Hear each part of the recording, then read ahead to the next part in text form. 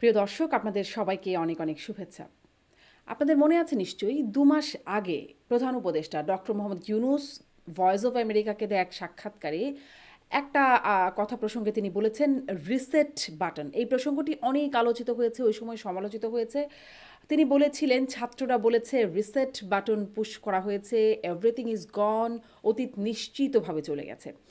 আজকে আসলে আমি একটু এই বিষয়ে কথা বলতে চাই যে রিসেট বাটনের ইম্প্যাক্ট বা প্রভাব আমরা কিছু টের পাচ্ছি কিনা। আমি এটি আবারও স্পষ্ট করি, রিসেট বাটনের সেই ইম্প্যাক্ট বা প্রভাব যেটি নিয়ে কথা বলবো সেটি আসলে খুব ভালো হচ্ছে নাকি খারাপ হচ্ছে সেই বিবেচনাটা আপনাদের, সেটি আপনারা বলবেন। আমি আসলে কি কি ইম্প্যাক্ট আসছে বা হচ্ছে বলে মনে হচ্ছে সেই বিষয়গুলো একটু তুলে ধরার চেষ্টা করব আজকের ভিডিওতে।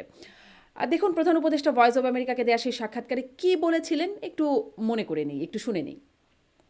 ৩৪ নম্বর রোডে বঙ্গবন্ধু জাদুঘর হিসেবে যেটা পরিচিত ছিল, সেই জাদুঘরটিকে বিনষ্ট করা হলো ৫ই আগস্টের পরে।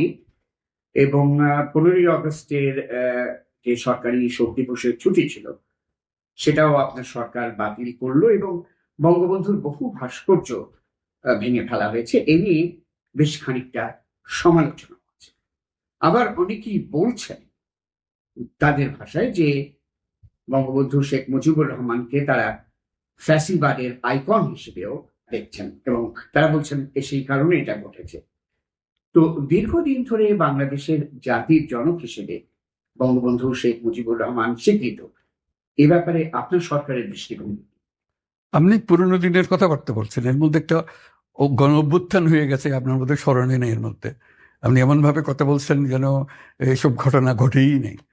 কাজে নতুন ভঙ্গিতে যা হচ্ছে সেটাকে দেখতে হবে। তো কত ছেলে প্রাণ দিল সেটা নিয়ে আপনার কোনো প্রশ্ন নাই, কেন প্রাণ দিল। হ্যাঁ, কাজে ওগুলো আসুক। তারপরে এই যে প্রথম স্বীকার করতে হবে যে তারা বলেছে, ছাত্ররা বলেছে যে আমরা রিসেট বাটন পুশ করেছি, এভরিথিং ইজ গন, অতীত নিশ্চিত ভাবে চলে গেছে। এখন নতুন ভঙ্গিতে আমরা করে তুলবো, দেশের মানুষতা চাই। তো সেই নতুন ভঙ্গিতে তোলার জন্য যেটা আছে সেটা হলো যে আমাদেরকে সংস্কার করতে হবে। আপনারা খেয়াল করলেন যে ভয়েস অব আমেরিকার সাংবাদিক তাকে প্রশ্ন করেছিলেন যে আহ, বঙ্গবন্ধু এবং জাতির জনক সম্পর্কে এই সরকারের অবস্থান, অন্তর্বর্তী সরকারের অবস্থান, এই ধরনের একটি প্রশ্ন। তিনি সেই প্রসঙ্গেই বলছেন রিসেট বাটন পুশের কথাটা। যদিও পরবর্তীতে এই বিষয়ে অনেক ব্যাখ্যা বিশ্লেষণ দেওয়া হয়েছে সরকারের পক্ষ থেকে। আমরা একটু লক্ষ্য করার চেষ্টা করি যে কোনো প্রভাব কি আসলে পলিসিতে বা সরকারের কাজে কর্মে কিছুতে আমরা বুঝতে পেরেছি কিনা, হয়তো আরও থাকতে পারে। আপনারা দেখুন, আমি কয়েকটির কথা বলার চেষ্টা করছি। দেখুন, সংবিধান পুনর্লেখন, বর্তমান সংবিধান যেটি আছে সেটি থাকবে না, সেটি বাতিল হয়ে যাবে, পুনর্লেখন করতে হবে সংবিধান, এই আলোচনাটি আছে এবং সেই প্রক্রিয়াও একটা চলমান আছে। গোলাম আজম পুত্র, সাবেক জামাতের সাবেক আমির গোলাম আজম পুত্র আবদুল্লাহিল আজমি, তিনি ৭২-এর সংবিধানকে অবৈধ বলেছেন এবং তিনি সংবিধানকে পুনর্লেখনের পক্ষে কথা বলছেন। এই প্রসঙ্গে অনেক আলোচনা হয়েছে। সংবিধান পুনর্লেখনের সাথে সাথে গোলাম আজম পুত্র আজমি, সাবেক ব্রিগেডিয়ার জেনারেল আজমি, আমান আজমি, তিনি বলছেন জাতীয় সঙ্গীত প্রসঙ্গেও, জাতীয় সঙ্গীত পরিবর্তনের কথাও তিনি প্রস্তাব করেছেন, প্রচারণা করেছেন এবং এই বিষয়েও কদিন খুব আলোচনা সরগরম হয়েছে, শোরগোল হয়েছে। জাতীয় সঙ্গীত, নানানজন নানান রকম সঙ্গীত প্রস্তাবও করেছেন যে জাতীয় সঙ্গীত আমার সোনার বাংলা, আমি তোমায় ভালোবাসি, এটি বাদ দিয়ে এটি হতে পারে, সেটি হতে পারে, এরকম নানান রকম প্রস্তাবনা এসেছে। তারপর দেখুন, লক্ষ্য করুন, আসলে মানুষের তো বাক স্বাধীনতা এসেছে, এখন নানানজন নানান রকম নানান বক্তব্য দিচ্ছেন, দিতেই পারছেন। জাতীয় সঙ্গীত, জাতীয় সংবিধান, অনেক বিষয়ে কথা বলার মতো একটা প্রেক্ষাপট তৈরি হচ্ছে। কথা হচ্ছে জাতির জনক, জাতির জনককে এই সরকার বঙ্গবন্ধু শেখ মুজিবুর রহমানকে জাতির জনক বলে মানে না, স্বীকার করে না। এই প্রসঙ্গটি বলেছেন তথ্য উপদেষ্টা নাহিদ ইসলাম। একটু আপনাদের নিশ্চয় মনে আছে, তারপরেও একটু শুনি। কিন্তু তিনি জাতির জনক বা পিতা যেটি বলি সেটা স্বীকৃতি অনেকে দিয়েছে বা কে দিয়েছে? মানে বাংলাদেশে দিয়েছে। বাংলাদেশে কে দিয়েছে? বলা হচ্ছে যে জাতির আওয়ামী লীগ দিয়েছে। আপনারা মনে করেন কিনা? আওয়ামী লীগ দল হিসেবে ফ্যাসিস্ট ভাবে সে ক্ষমতায় ছিল, মানুষের ভোটাধিকার হরণ করে, গুম খুন করে, গণহত্যা করে তারা ক্ষমতায় ছিল। তো তারা কাকে জাতির পিতা বললো, তারা কোন দিবসকে কোন জাতীয় দিবস ঘোষণা করলো, সেটা তো এই নতুন বাংলাদেশে সেটা তো ধারাবাহিকতা থাকবে না। আমরা তো বলেছি বাংলাদেশকে আমরা নতুন ভাবে গঠন করতে চাচ্ছি। ফলত আমাদের ইতিহাসের প্রতি তো আমাদের নতুন দৃষ্টিভঙ্গি আসলে আনতে হবে। সো আপনারা যদি আওয়ামী লীগের করা সবকিছুকে মনে করেন জাতীয় জাতীয়, আপনার তো গত এই যে ভোটাধিকার মানে ভোটবিহীন যে সরকার, তারই তো আসলে বৈধতা নেই। তো সেই সময় তো অনেক কিছুই করা হয়েছে, এই সবগুলো জিনিসকে তো আমাদের আসলে পুনর্গঠন করতে হবে, পুনর্মূল্যায়ন করতে হবে। জাতির জনক মনে করেন কিনা এই সরকার? অবশ্যই না, কেন জাতির জনক মনে করবে? প্রত্যেকটা দেশের তো একটা জাতির পিতা থাকে, ঠিক না? না না, প্রত্যেকটা দেশে যে আমেরিকার না, আমাদের একটা ধরেন জাতির ইন্ডিয়া পিতা। দেখেন, পাকিস্তান দেখেন, বিভিন্ন দেশের দেখেন, সে জাতির পিতা থাকে, তাহলে আমাদের দেশের কোনো জাতির পিতা থাকবে না? এটা কি কি ব্যাখ্যা দিবেন এটা? আমাদের এই ভূখণ্ডের লড়াইয়ের ইতিহাসে কেবল একজন না, বহু মানুষের এরকম কিন্তু কন্ট্রিবিউশন রয়েছে। এবং সেটা শুধু আমাদের ইতিহাস কিন্তু শুধু 52 থেকে শুরু হয়ে যায় নাই, আমাদের ইতিহাসের দীর্ঘ লড়াই আছে, ব্রিটিশ বিরোধী লড়াই আছে, আমাদের এখানে 47-এর লড়াই আছে এই ভূখণ্ডের মানুষের, 71-এর লড়াই আছে, 90 আছে, 24 আছে। আমাদের এখানে শেরেবাংলা ফজলুল হক, সোহরাওয়ার্দী, আবুল হাশেম, যোগেন মন্ডল, মাওলানা ভাসানী, আপনি অনেক মানুষের লড়াই আছে। আমরা তো মনে করি এখানে একজন জাতির পিছনে না, বরং অনেক ফাউন্ডিং ফাদার্স রয়েছে, যাদের কন্ট্রিবিউশনের ফলে এই ভূখণ্ড, এই রাষ্ট্র আমরা স্বাধীনতা পেয়েছি। ফলে আমরা এটাকে একটা দলে, একটা ব্যক্তিতে সীমাবদ্ধ করতে চাই না।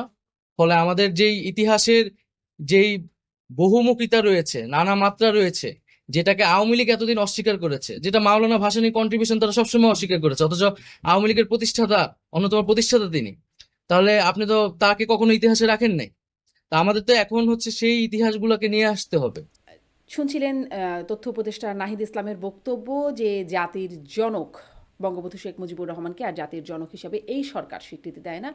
কিন্তু যদি আইনের শাসনের কথা বলা হয়, যে আইনের শাসন চলছে, আসলে কেউ মানে, আপনি মানেন আমি মানি না, আমি মানি না আপনি মানি না, এটা এরকম নিজস্ব ব্যক্তিগত অনেক মতামত থাকতেই পারে। কিন্তু যখন আইন করে বা সর্বোচ্চ আইন সংবিধান, সেখানে বলে দেওয়া হচ্ছে জাতির জনক বঙ্গবন্ধু শেখ মুজিবুর রহমান, সেটিকে বাতিল না করা পর্যন্ত সেটিই বলবৎ আইন। যদি মনে করেন এটি মানি না আমরা, তাহলে আমরা বাতিল করতে পারি, কিন্তু বাতিল না করা পর্যন্ত কিন্তু এটি বলবৎ আইন। অতএব সেই আইনের অগ্রাহ্য করা হচ্ছে জাতির জনক প্রসঙ্গে নাহিদ ইসলাম যেটি করছেন। কিন্তু দেখুন, তারপরে আরও তো আছেই, জাতীয় দিবস নিয়ে কথা আছে, জাতীয় দিবস বাতিল করা হচ্ছে, জাতীয় স্লোগান জয় বাংলা সেটিও বাতিলের প্রক্রিয়া শুরু হয়েছে, সেটি চলছে, আদালতের মাধ্যমে সেটি বাতিলের প্রক্রিয়া চলছে। যদিও সেটিও বাতিলের আগেই প্রক্রিয়া শুরু হয়েছে, নিশ্চয়ই বাতিল হয়ে যাবে, একদম নিশ্চিতভাবে বলা যায়। কিন্তু সেটি বাতিল হবার আগেই আমরা দেখেছি যে জয় বাংলা স্লোগান দিয়ে শাস্তিও পেতে হয়েছে। সেটি আপনারা শারমিনের ভাবনার প্রথম পর্বটি যদি দেখেন, আপনারা মনে করতে পারবেন। এই বিষয়েও আমি কথা বলেছিলাম, এক স্লোগানেই চাকরি শেষ। তো জয় বাংলা স্লোগান সেটিও বাতিলের প্রক্রিয়া, যেটি বলছিলাম যে সেটি চলছে। জাতীয় স্লোগান, জাতীয় সঙ্গীত, তারপর দেখলাম সংবিধান, জাতির জনক, সব কিছুই পরিবর্তনই কথা বলা যাচ্ছে। কিন্তু দেখুন, জাতীয় পতাকা নিয়ে একটা বিতর্কে পড়ে গেছেন চিন্ময় দাস ব্রহ্মচারী, যিনি হিন্দু নেতা। তিনি জাতীয় পতাকাটি তিনি না তো লাগিয়েছেন, তার একটা সমাবেশকে কেন্দ্র করে 3 মাস ধরে ওরা জাতীয় পতাকা, তার উপরে একটি গেরুয়া পতাকা লাগানো হয়েছে, যার কারণে তিনি সহ 19 জনের বিরুদ্ধে রাষ্ট্রদ্রোহ মামলা হয়েছে। যেটি তিনি বলবার চেষ্টা করেছেন যে তিনি আসলে তো এই পতাকা লাগাবার সাথে তিনি নেই, এবং তিনি এটা মিন করেননি যে জাতীয় পতাকার অবমাননা, কিন্তু এটি রাষ্ট্রদ্রোহের মামলা হয়েছে। জাতির জনক, জাতীয় সঙ্গীত, এসব নিয়ে কথা বলা যাবে, জাতীয় স্লোগান ইত্যাদি নিয়ে কথা বলাই যাবে, কিন্তু জাতীয় পতাকার বিষয়টি, এটি একটা অবমাননার জায়গা চলে আসছে। আমরা যদি লক্ষ্য করি, বিশ্বকাপ যখন ফুটবল বিশ্বকাপ চলে, তখন অহরহ এটি আমরা লক্ষ্য করি যে বাংলাদেশের পতাকার উপরে আর্জেন্টিনার পতাকা, ব্রাজিলের পতাকা হর হামেশা উঠতে থাকে, বাসায় বাসায় এরকম ঘটনা ঘটতে থাকে। তাতেও আসলে কিছু হয় না, কিন্তু এটি হচ্ছে অনেকটা সেরকম ঘটনা যে নেকড়ে এবং মেষশাবকের একটা গল্প আছে না, যেখানে নেকড়ে বলতে থাকে এক পর্যায়ে এসে, তুই জল ঘোলা করিসনি তো তোর বাপ ঘোলা করেছিল, অতএব তোকে শাস্তি পেতে হবে। তো সেরকম একটা অবস্থা। তার বিরুদ্ধে কোনো আইনি ব্যবস্থা নেওয়া যাবে না, এটি আমার অবস্থান না। তাকে নিশ্চয়ই, তার অনেক বক্তব্য, সেটির অধীনে তাকে আইনি ব্যবস্থার বা আইনের অধীনে আনা যেতে পারে, কিন্তু যেটিতে নেওয়া হয়েছে সেটি নিয়ে প্রসঙ্গটি তুলছিলাম যে বাকিগুলো যদি অবমাননা বা রাষ্ট্রদ্রোহ না হয়ে থাকে, এটিকে কিভাবে করা হয় সেই প্রশ্নটি অনেকে করেছেন।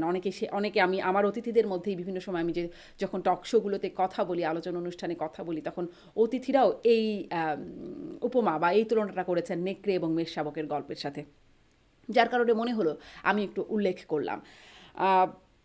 তারপর যেটি বলছিলাম জাতীয় যাবতীয় জিনিস সেগুলো নিয়ে একটা কথাবার্তা হয়ে গেছে।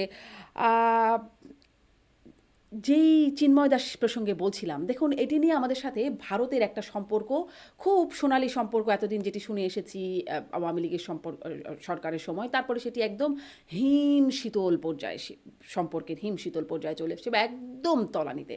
সেই সম্পর্কে এতটাই তলানিতে একটা যুদ্ধ ভাব, হুঁশিয়ারি পাল্টা হুঁশিয়ারি হুমকি ধামকি চলছে এই দুই দেশের পক্ষ থেকে। না, ভারত নানা রকম গুজব ছড়াচ্ছে, প্রোপাগান্ডা, একটা একটা অবস্থা, বিশেষ একটা অবস্থার তৈরি হয়েছে, যেটি বলছিলাম যে যুদ্ধ একটা অবস্থা তৈরি হয়েছে। অন্যদিকে মুক্তিযুদ্ধে একদম শত্রুপক্ষ পাকিস্তানের সাথে একটা বন্ধুতা তৈরি হয়েছে। তাদের পাকিস্তান আমাদেরকে ভিসা ফ্রি যাতায়াতের সুযোগ দিচ্ছে, পাকিস্তান থেকে আমরা চিনি আমদানি করছি, যেটি আগে ভারত থেকে করতাম। এই রকম সম্পর্কের ভূরাজনৈতিক সম্পর্কের ক্ষেত্রেও কিছু উল্টোপাল্টা হচ্ছে আর কি। মানে অনেকটাই, যেদিকে আগে অনেক ভালো ছিল সেটি অনেক খারাপ হচ্ছে, যেটি একদম খারাপ ছিল সেটি অনেক ভালো হচ্ছে, এরকম পরিবর্তনের জায়গায় আমরা দেখতে পাচ্ছি। খালেদা জিয়ার সাথে পাকিস্তানের রাষ্ট্রদূতের বৈঠক হচ্ছে এবং সেটি এই সময় আমরা আলোচনা করছি যখন বিজয়ের মাস চলছে। এগুলো তো আমরা বলছি নানান রকম স্লোগান, জাতীয় দিবস, জাতির জনক, জাতীয় সঙ্গীত, এই বিষয়গুলো নিয়ে কথা হচ্ছে বা সংবিধান নিয়ে কথা হচ্ছে।